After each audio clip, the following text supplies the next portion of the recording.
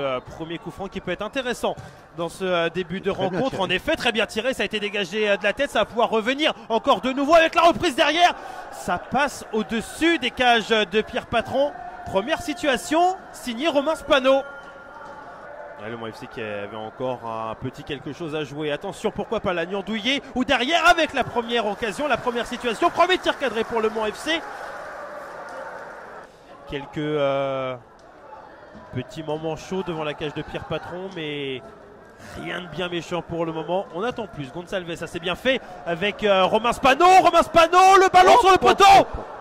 Il n'y avait pas de position de hors-jeu. Bah là voilà justement la première grosse situation. Romain Spano qui était pas loin de surprendre à la fois Pierre Patron et l'ensemble du stade.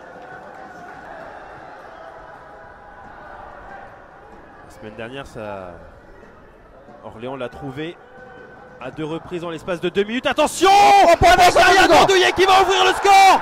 Et ben voilà, il suffit d'une erreur. Il y en a eu plusieurs ces dernières semaines en faveur du Mans FC. Une nouvelle qui va profiter à Armand Niandouillet. Ça fait 1-0 pour les 100 et or.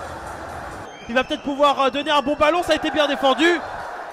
Très bien défendu. C'est la mi-temps ici.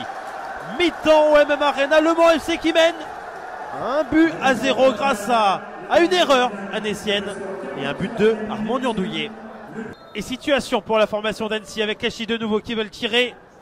C'est bien fait au second poteau. On a touché la tête d'un joueur d'Annecy, Kérémé, qui va pouvoir centrer. Là aussi au second poteau, ça va revenir derrière avec pourquoi pas la tentative. Romain Spano finalement non. Ça va revenir avec la frappe, la passe au-dessus.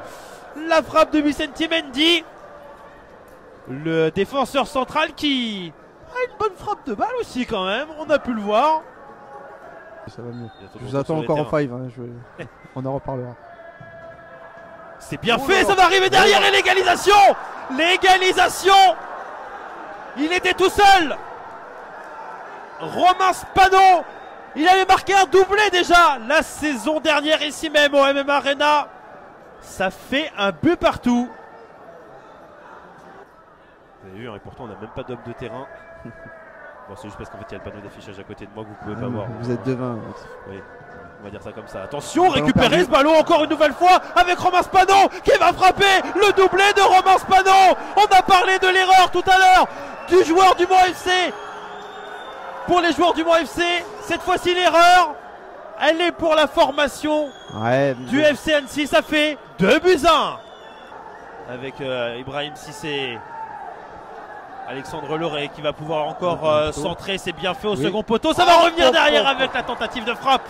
Elle a été signée Hamza Affini, ça passe au-dessus. Là par contre c'est vrai que le pressing, ils ont trouvé le décalage mais ils se sont vite remis à... C'est bien fait, Hamza Affini, le petit ballon, ça va arriver derrière avec l'égalisation.